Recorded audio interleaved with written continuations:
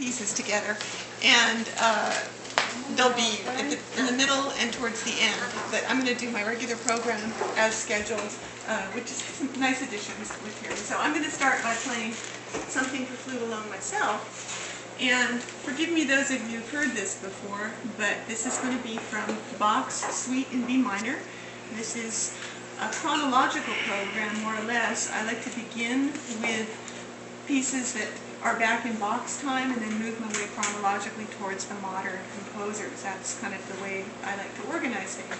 And Terry has been very helpful. She's done some research on a very interesting contemporary composer named Robert Muszynski, who we're going to be hearing a little bit later on.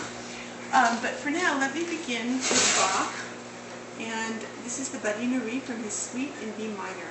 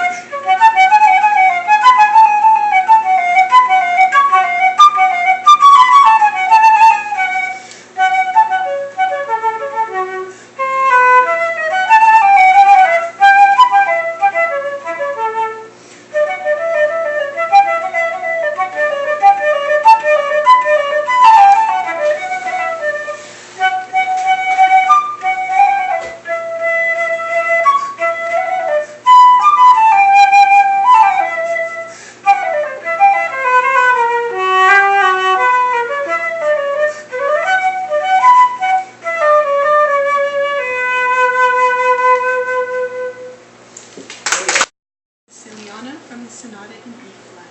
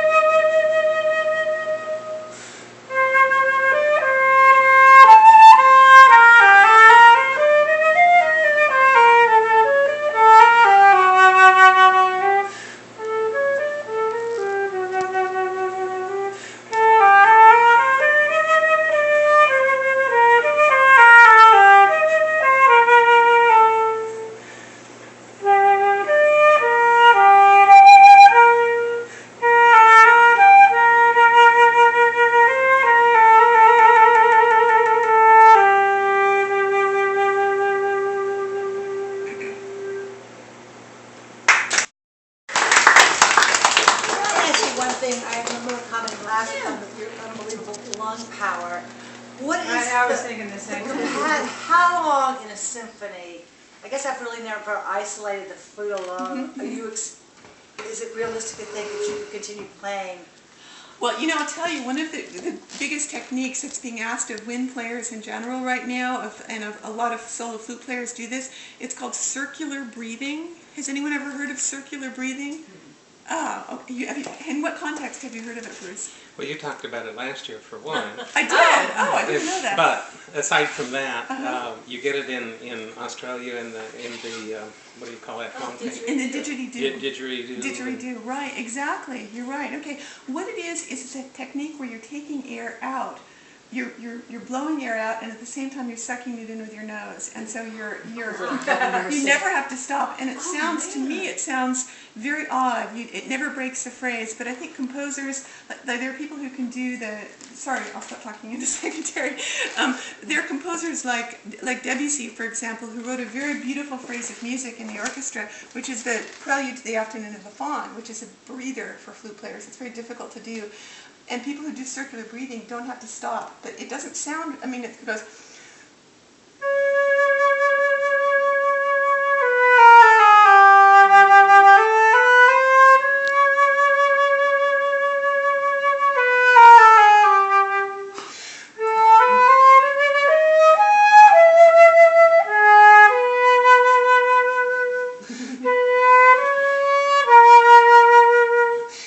keyboard. I took 2 breaths, okay? Yeah, and that's yeah. perfectly acceptable. And to me, that's what Debussy wanted. He wants that phrase Right. to breathe because it's like a voice. It doesn't keep going. But there are people that they're like machines who can do the circular breathing and do that whole phrase in one breath. And so it's an artistic question whether or not it's actually artistically acceptable because of Debussy. We're all trying. Working on that. Well, that's what makes me know that she can do the walk and then come back and run on a treadmill.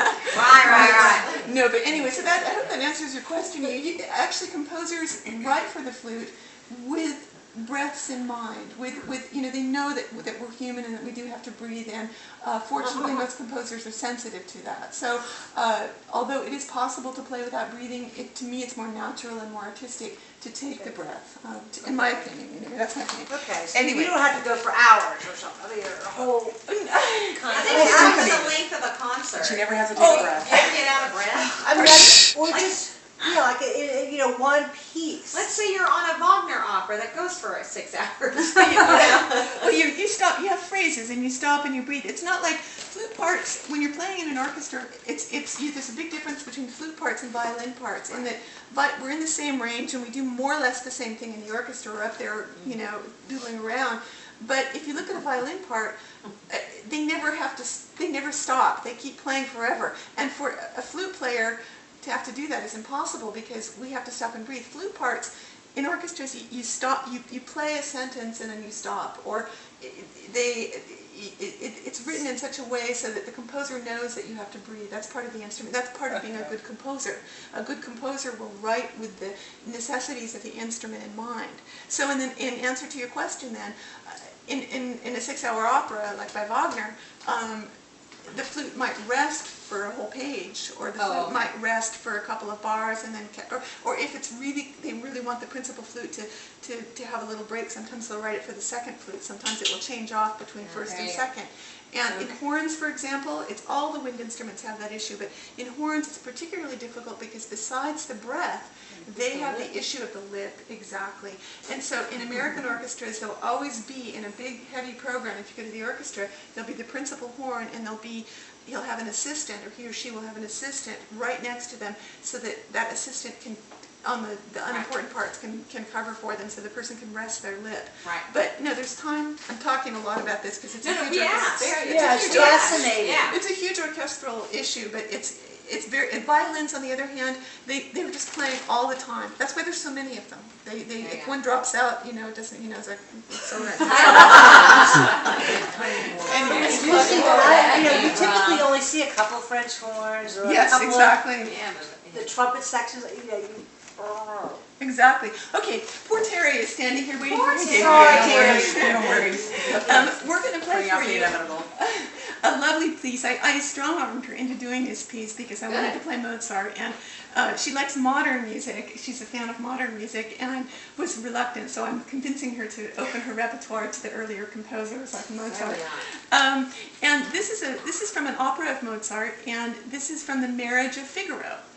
And basically, it's called opera buffa. It's very light-hearted opera, and in this particular opera aria, it's called Non più andrei. This means literally no more gallivanting. No more gallivanting around. This is Figaro. No wonder she doesn't want to play. Touche. And you're filming this. I just heard that you're filming I it. know. We trust that you're going to edit out the... Absolutely. Do that on YouTube. You do that, you're dead. All right. So anyway, basically what's happening is Figaro is advising his young friend who's about to go into the military that once he joins the military, it's going to be all, a very, very straight-laced life, and he can't have any more womanizing. He has no more time to fool around with women. So this is what this aria is about, and we're going to play it for you for 2 flutes. This is Non più andrei by Mozart, and we're going to tune first. And I'm going to show you. You're getting a little inside scoop because I'm doing everything in front of your eye.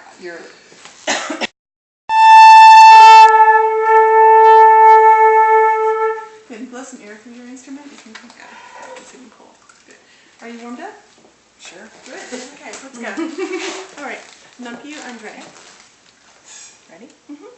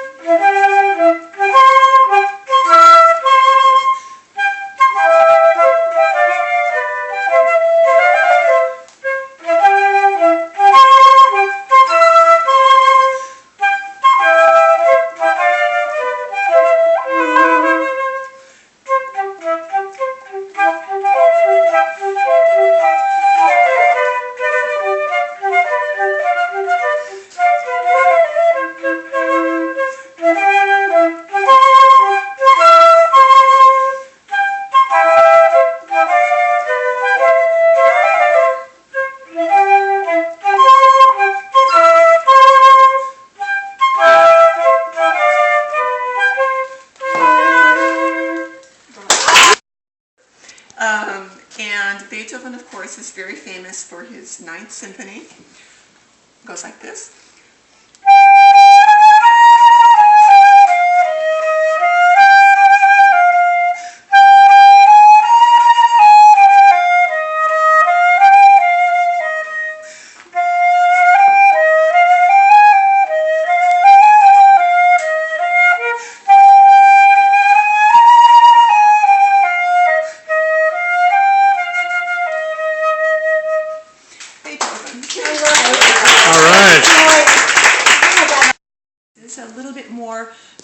Lighthearted.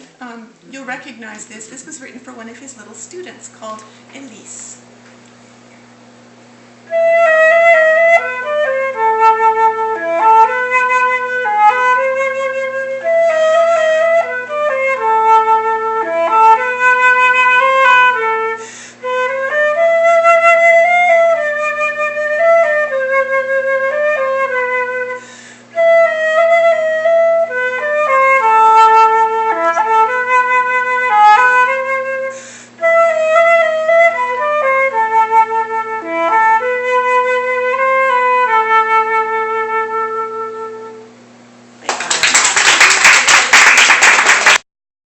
Who wrote,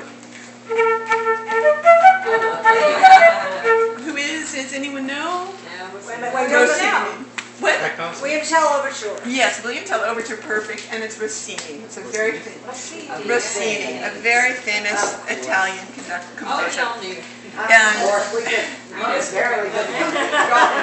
Rossini is famous for his operas, and one of his most lovely operas is his opera about Cinderella. This is called La Cenerentola. So I'm going to play this lovely theme for you from Rossini's opera La Cenerentola.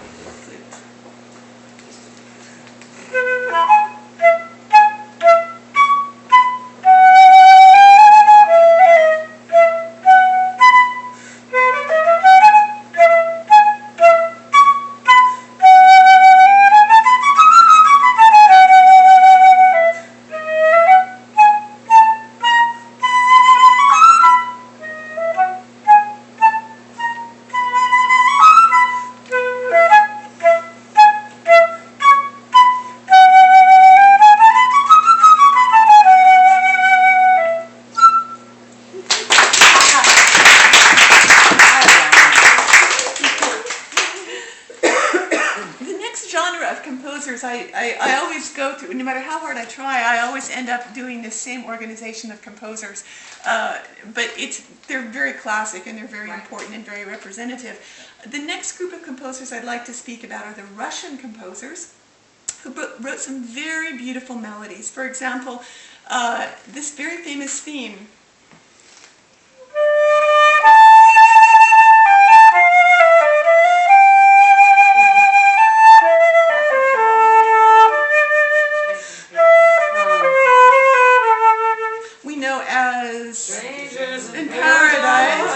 Actually, it's taken from an opera. Pardon me? They stole it. They stole it. They stole it from an opera called Prince Igor by Borodin. B-O-R-O-D-I-N. He's a Russian composer who is very famous. Every melody from that show, Kismet, comes from Borodin. So it's a very high-class musical if you're going to see it. Lovely show. There's another theme which is also very famous by a Russian composer.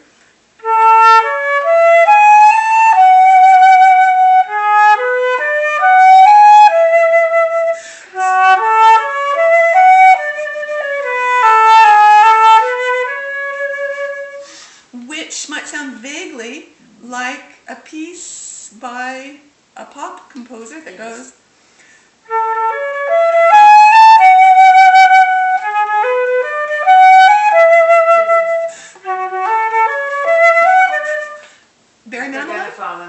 Never gonna fall in love again. Exactly. And come to find out, very good. I've done this before though. But I was a plant. Barry Manilow, comes to find out, is a very, very he went to Juilliard. He's like a legitimate, actual like well-trained musician, and he knew that he was borrowing Rachmaninoff. That's Rachmaninoff's Second Symphony, and whenever I play it, I think of Verananolo, but he knew perfectly well that he was borrowing it. So these are some of the beautiful themes that you hear in Russian music. I'm going to play for you a lovely theme right now, which is so sad that I usually don't play it. This is a theme from Swan Lake, and if you saw Black Swan, the movie Black Swan, or if you saw Billy Elliot, you would have heard this in it.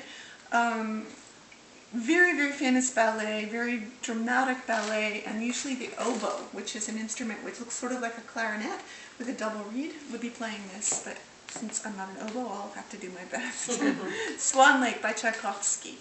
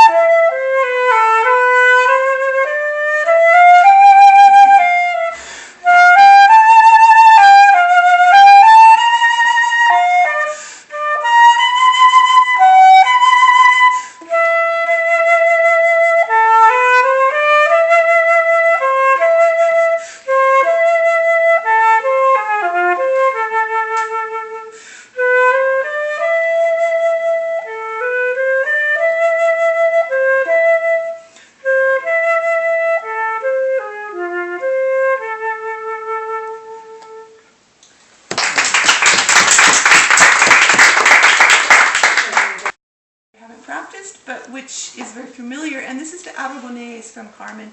This is a dance. Carmen takes place in Spain, and there's a town in Spain called Aragon, and this is a dance which comes from that part of Spain. This is by Georges Bizet.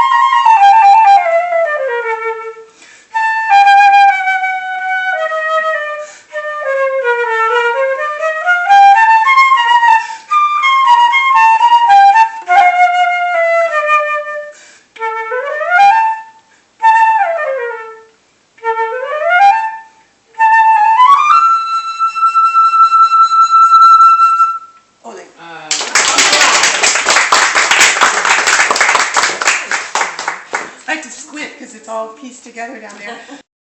The piece that we're going to play is an Im Dante by a gentleman named Robert Muchinsky, who unfortunately died last year. He's a contemporary composer, and this is, I'm not really sure how to describe this piece except it's very dark and foreboding, and Diane's going way up in the upper register, so this is going to be a little bit different. But Muchinsky was really, really talented. He was born in 1929. He died last year in May.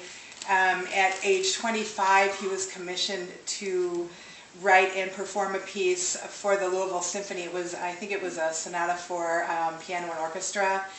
When he was 29 years old, he did an entire program of his own music at Carnegie Hall, which I find, I mean, that's really laudatory.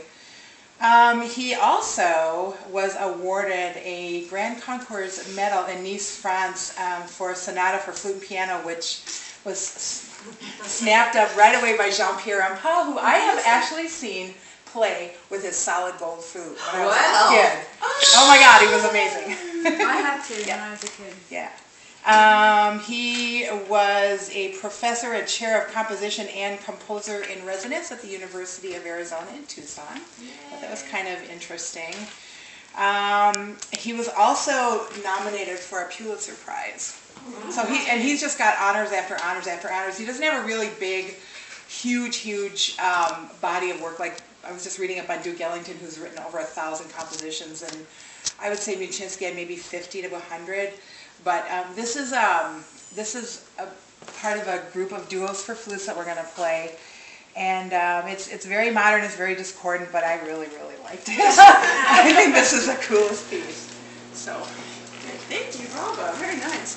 Okay, now it goes very high, as she said. This is very different. You have to put on your thinking caps for this piece. Terry has very sophisticated musical taste. Whenever I play Hindemith, she loves Hindemith. Whenever I play modern composers, this is her bag. So this is why she likes this piece. I love this guy. This is awesome. All right, but it's very dissonant, very different, and I'm going to go very high in the high register, and it's very good music. He's a very good composer. So. And thank you for that beautiful explanation. It was lovely. All right. I just want to hit my note once. All right. And you'll hear in this the second flute. Beautiful. That's the very lowest note on her flute. You'll hear in this the first flute has most of the melody, and the second flute is giving like a harmonic substance to it. And so she's down on the very low register, and I'll be up in the very high register. It's a big difference. Very well written and kind of unusual to listen to. Okay, here we go. Ready?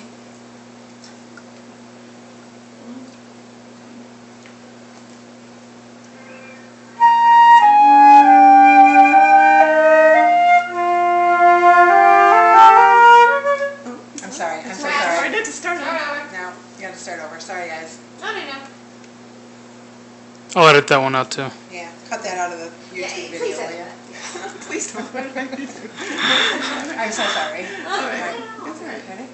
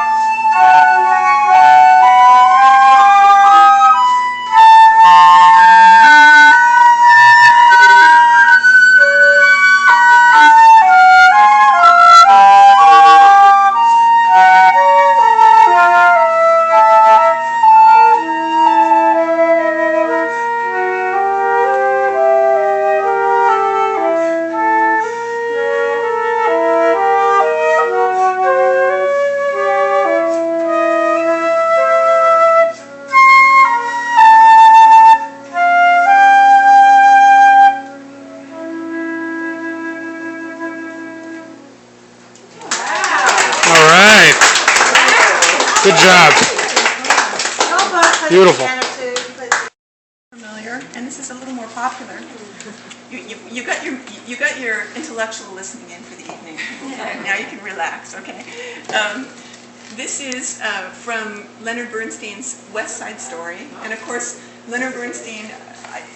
Everyone has heard this story before, but I like to just remind people that Leonard Bernstein was another great American composer. He died in 1990. He was trained at Harvard. He studied at Harvard. He was triply talented in that he was a gifted pianist, a gifted conductor, and a gifted composer. That's very unusual. That's very unusual. He's truly a musical treasure. He didn't take very good care of himself, and he was kind of a disaster towards the end. But he left a lovely body of work, and it includes West Side Story. So I'm going to play for you now tonight from West Side Story.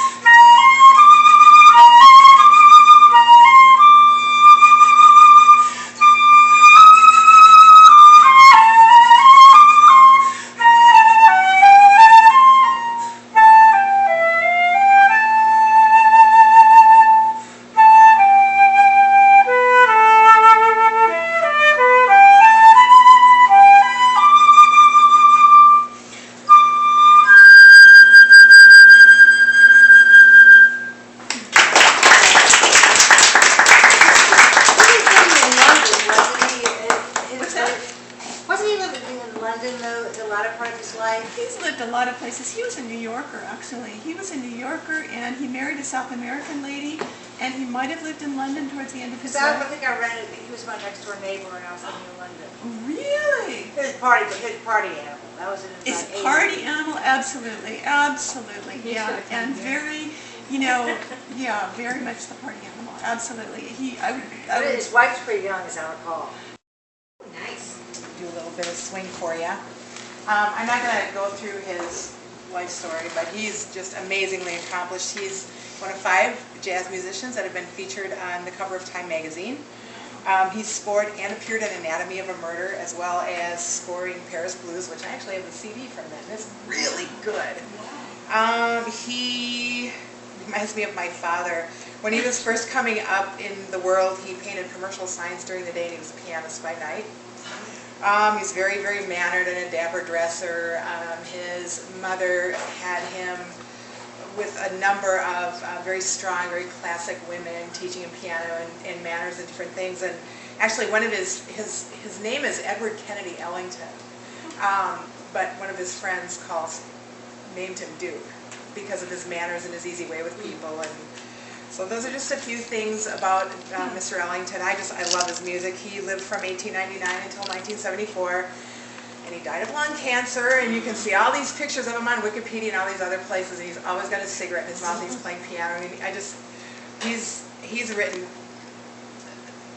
uncountable great songs. He's written musicals and other types of pieces. He's one of my favorite composers. Good, nice, interesting. And I want to talk to you just a little bit about what we're doing on this, because this is kind of interesting. Orchestral players, which is what I am, we read notes, and we're not very good at playing without music. I have to have, as you can see, I have to be looking at the notes all the time. Well, jazz musicians, and Terry is kind of a hybrid animal. She's half classical and half jazz, have this gift where they can look at chord changes and improvise around it. And this is something which is now being taught in the conservatories, because it's something about being it's part of being an entire musician. Musicians now are expected not just to play what's on the page, but if you go to any conservatory right now, students are learning how to improvise, how to look at a particular piece and figure out how to invent a melody that goes into it. I want to give one really great example. Who watched the inauguration of Obama? Did you watch the inauguration of Obama? Okay. Did you see the musical interlude that was done there? There was a Yo-Yo Ma on cello, and there was a clarinetist, an African-American clarinetist, and there was a pianist named Gabriela Montero. Gabriela Montero is South American, and she is a concert artist who does classical but also does improvisations. When you go to a Gabriela Montero concert, she gives you, she'll play a classical selection, but then sometimes she'll ask, especially in children's concerts, for themes. She'll go to the audience for her encore. She'll say, give me an idea, give me a tune, and someone will say Pink Panther, and she'll do a whole improvisation, just improvising on piano. This is Gabriela Montero, who played at Obama's inauguration. She's a fabulous, unusual concert artist. Anyway, to get to the point, improvisation is becoming an important part of every musician's well-rounded being. This is what we're expected to do. I had to take a class in improvisation this year, and I was terrible. They tried to put it on YouTube, and I made them take it down. I was so bad. But anyway, Terry knows how to do this, okay? It's like playing music by ear, I guess. It is, but clog my ears with cotton so that I would learn to read music. Really? And now I can't play any by ear. Oh my goodness! Oh my goodness! Well, it's a skill. I mean, it's a very, very accomplished thing to be able to do this. Anyway, Terry is going to improvise this part. I'm going to be playing a part, and she's making up her own part. Okay? She's inventing. And Careful what you wish for. There, this is really hard to do. And with improvisation, it's like anything. It's like sometimes it comes out really good, and sometimes if you go to hear Miles Davis, or if you ever heard Miles Davis, or if you heard Duke Ellington live, if you listen to jazz musicians, it's like we classical musicians say, "Oh, it's close enough for jazz if you miss a note." In jazz, it's like sometimes it's perfect and sometimes it's not, and that's kind of the fun of playing jazz. And so anyway, or improvising. So anyway, Terry is going to make up her own part, and I'm going to read this piece. And this is by Duke Ellington, and it's called Don't Get Around Much And Anymore. whoever gets there first wins. I'm usually the one who makes the mistakes. Okay. Here we go. I'm gonna see what key this is in. Okay, see, she's checking the key, and to her, the notes, she doesn't need to see the notes, she just needs to know the key. And she knows what notes to play in her head before she plays. This is like amazing to me. Okay, here we go. Don't Get Around Much Anymore.